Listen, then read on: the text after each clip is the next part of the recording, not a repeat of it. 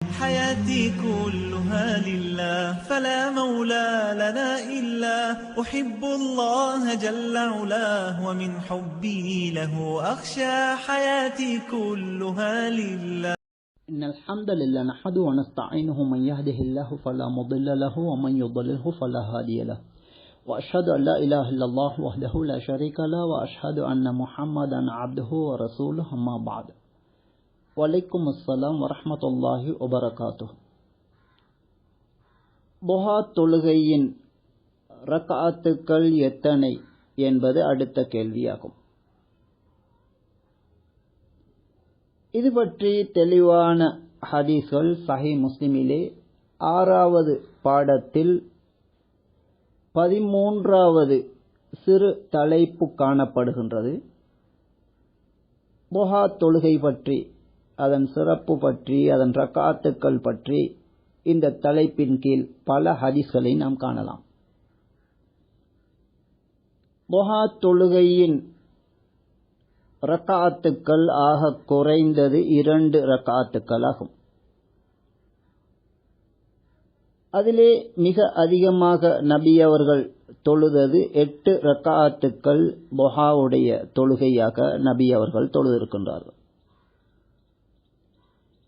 இதற்கிடையிலே பொதுவாக 4 ரக்காத்துக்கள் துஹா தொழுவது நபி அலைஹி ஸலாத்து வஸலாம் அவர்களுடைய வழிமுறையாகும்.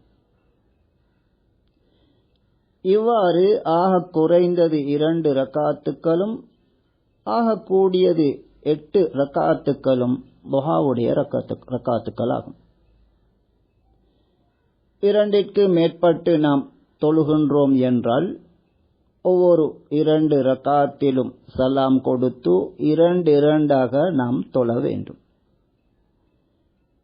நபி அவர்கள் தங்களுக்கு நெருக்கமான தோழர்களுக்கு இந்த தொழுகையை கொண்டு உபதேசம் செய்திருக்கின்றார்கள். மனித உடம்பில் உள்ள 360 எலும்புகளின் அதாவது அவற்றின் பொருத்துக்கள், அவற்றிற்கு சதகா வழங்குவது அவசியமானது என குறிப்பிட்ட நபி அவர்கள் அதற்கு பகரமாக 2 ரக்காத்துக்கள் துஹா தொழுது கொள்வது போதுமானது என்றும் அதன் சிறப்பு பற்றி சொல்லியிருக்கின்றார்கள். எனவே துஹா தொழுகையின் ரக்காத்துக்கள் குறைந்தது 2, கூடியது 8 ரக்காத்துக்கள். 2க்கு மேற்பட்டு நாம் தொழும்போது 2 நாம் தொழ வேண்டும்.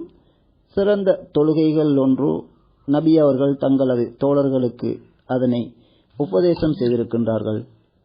இதுவே துஹா தொழுகையின் எண்ணிக்கை பற்றிய தெளிவான சரியான முடிவாகும்.